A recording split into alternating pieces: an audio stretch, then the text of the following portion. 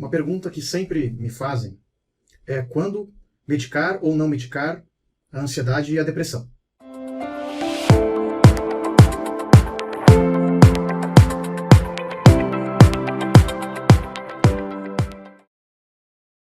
Pessoas têm muita insegurança em relação a iniciar um tratamento medicamentoso, um tratamento psicofarmacológico, seja com um médico especialista, que é o psiquiatra, ou mesmo com um geriatra, ou com um cardiologista, ou algum outro médico, um médico clínico, um médico de família.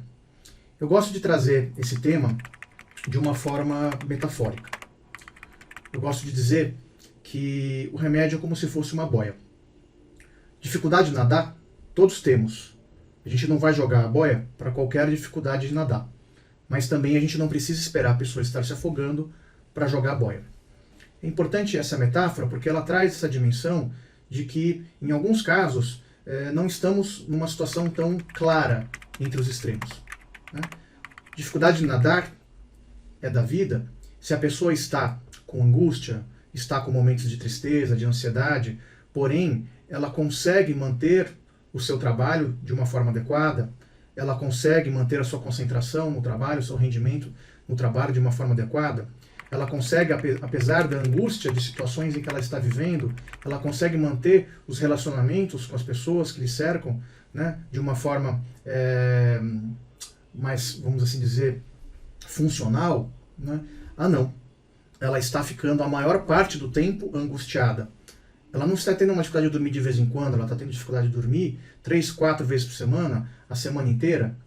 A pessoa está com uma angústia que faz com que a maior parte do tempo tenha problemas de concentração no trabalho, ou que a leve a querer se isolar, ou acabe levando a evitar sair por uma questão de insegurança, de medos, crises de pânico. Quando a gente chega a esse nível de sintomas, a gente precisa sim fazer um tratamento que, entre outras coisas, envolve a medicação, psicofármaco, né? Esse caminho intermediário entre um extremo claro e o outro extremo não é necessário o remédio, o que é? Nós temos aí um caminho onde é importante que a gente individualize, a gente olhe de forma singular cada pessoa, né? Se a gente percebe que a pessoa está piorando progressivamente, né, e, por exemplo, ela já está agravando, né, dos seus sintomas, ainda consegue manter as suas atividades, as suas relações, mas a um custo já mais alto, a gente percebe que a situação que está desencadeando aquela situação de sofrimento é uma situação que vai se agravar, está se agravando, por exemplo, um adoecimento grave na família, a gente já começa a olhar, bom, peraí, a gente vai pagar para ver, né? Nós vamos esperar a pessoa ficar mal para aí depois tentar contornar. Ainda mais uma pessoa, nesse exemplo que eu estou dando, com um parente que está com uma doença grave, câncer, por exemplo, onde a pessoa vai precisar estar bem para cuidar do outro, onde a pessoa vai ter noites de não ter dormido em função de estar cuidando do outro, né? Então, aí a gente começa por uma certa linha de bom senso, né? Adaptar os nossos critérios para tomar decisões entre medicar e não medicar, tá? É sempre muito importante que a gente entenda que o principal do tratamento não é só o remédio, né? O principal, eu gosto de dizer, que não é a boia, mas é a aula de natação. A aula de natação significa a gente parar para fazer uma reflexão sobre a nossa vida, a partir daquela situação de dor, né, a gente passar por um processo transformador, né? O que eu posso aprender com essa experiência? Como é que eu posso evoluir como ser humano a partir dessa experiência dolorosa? Tá? Isso a gente chama de resiliência. Tá? Então, a questão da psicoterapia, né, um trabalho psicoterapêutico, seja que técnica for, ou um trabalho de análise, né, com um analista, entre outros trabalhos, são espaços importantes para que a pessoa, assim, consiga parar para olhar para si e ver o que ela precisa ou pode modificar. Eu gosto de dizer que a vida é como se fosse uma obra em nós pedreiros. Um pedreiro, quando chega na obra, ele tem que levar uma caixa de ferramenta. E essa caixa de ferramenta tem que ser bem completa, ele tem que abrir aquela caixa de ferramenta e para cada desafio que ele tiver da obra, ele tem que tirar a ferramenta certa no tamanho certo. Eu até brinco que a gente tem que ter a gambiarra, que é os pedaços de arame, pedaços de cana, porque também vão ser necessários na obra. E qual é a nossa dificuldade? A gente chega na obra, abre a nossa caixa de ferramenta, tem 4, 5, 6 ferramentas. Ricardo, mas por que a gente tem poucas ferramentas? É porque as nossas ferramentas, como um potencial maior, estão soterradas numa série de situações que vão fazendo com que esse potencial nosso fique para trás. E aí a gente tem dois sofrimentos. O sofrimento real, que é o sofrimento diante dos desafios da vida, e o nosso sofrimento número 2, que muitas vezes é maior, que é justamente a gente não conseguir ter a ferramenta mais flexível para aquela demanda. Cada um de nós tem um jeitão de ser, uma personalidade, um modo com que a gente construiu a partir das nossas experiências de infância, adolescência, as situações culturais, né, as experiências traumáticas. A gente construiu uma forma de funcionar. E essa forma de funcionar é importante que exista. Eu sempre falo que acordar de manhã e amarrar o cadarço do sapato automaticamente, já pensando em outras atividades, é necessário para a vida. Se a gente acordasse e tivesse que pensar, né, em como amarrar o cadarço do sapato todos os dias, a gente não ia viver. Porém, tem algumas situações que a gente precisaria amarrar o cadarço do sapato de outro jeito. E a gente não desenvolveu esse outro jeito. Isso é resiliência. Então, o trabalho psicoterapêutico, ele é muito importante como um dos espaços de autoconhecimento. Então, como eu falei, gente, aquele paciente, aquela pessoa que está em sofrimento psíquico, mas não chega a ter esse impacto maior, ela não está no caminho para se afogar, ela tem uma reserva ainda. Então, ela vai fazer um trabalho de autoconhecimento. É um trabalho terapêutico, de tratamento, mas é um trabalho de autoconhecimento. Né? Vai precisar de medicação? Não. Né? A princípio, não. Né? Agora, você já está caminhando para se afogar. Não espere se afogar.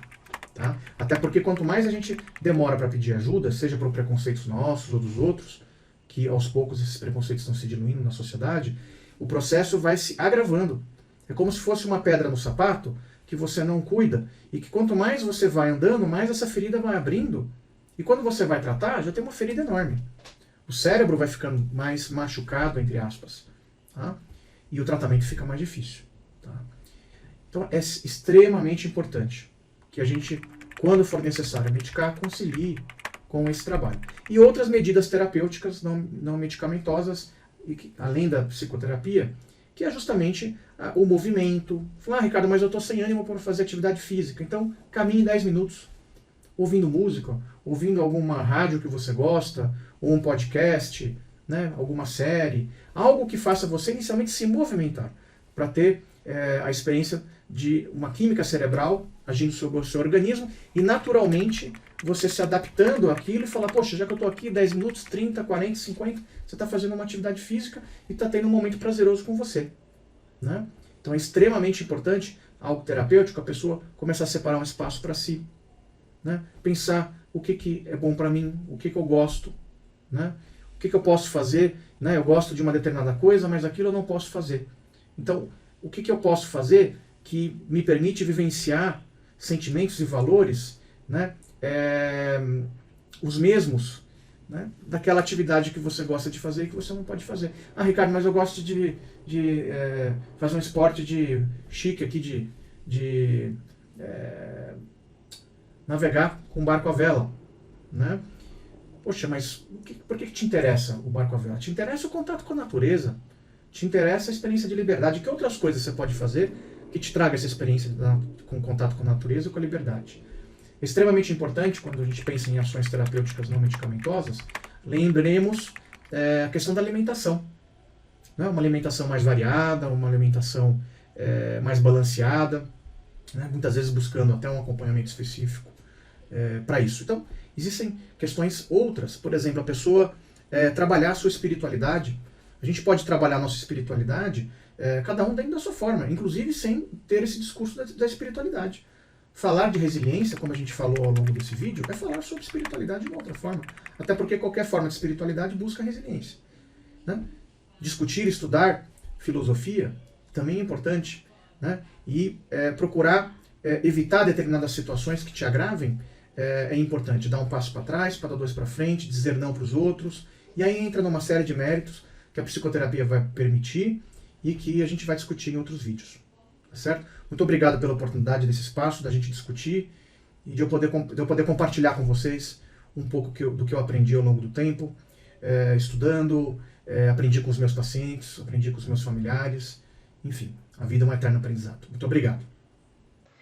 Se o conteúdo desse vídeo foi útil, dê um like, se inscreva, compartilhe e comente.